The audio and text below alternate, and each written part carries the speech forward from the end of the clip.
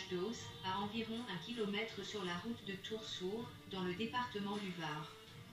Ce monument historique daté de 1780 est composé de colonnes gravées en poterie, qui ne dépassent pas 2 mètres de hauteur, composant une terrasse couverte, au centre desquelles se trouve un cadran solaire et lunaire en pierre.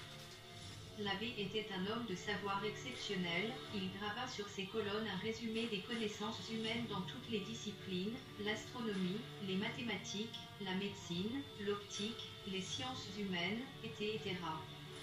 Elles sont ornées de noms, de dates, de symboles, de signes, de plans et dessins divers. Dans la pièce principale de la maison, se remarque, inscrite sur le sol carrelé par de belles tomates rouges, une carte de l'Europe, avec le village d'Os placé en son centre. Les tomates du sol des combles représentent les étoiles du ciel.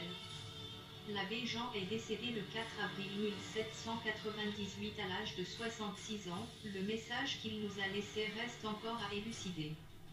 Le site a été vendu il y a quelques années sans que la municipalité et la région ne puissent faire valoir le droit de préemption. Suite aux intempéries, il en résulte une dégradation si importante que la fabrique est en partie écroulée. Les services de la mairie d'Eau sont intervenus pour étayer la toiture en partie effondrée, mais ce lieu privé. Le patrimoine délaissé ne semble pas être une exception dans les villages du département du Var. Des lieux saints sont ainsi abandonnés et livrés au vandalisme, tels que la chapelle troglodyte Marie-Madeleine située dans ce village.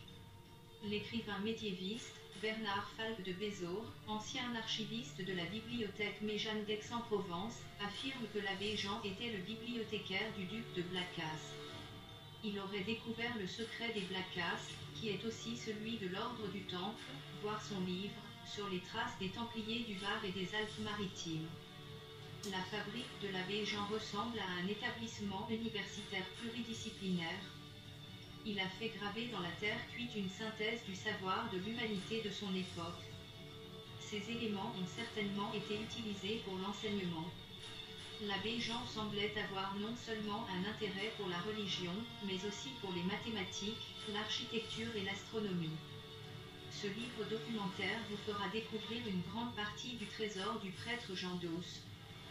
C'est une façon de participer à une sauvegarde du patrimoine de notre région qui disparaît au fil du temps.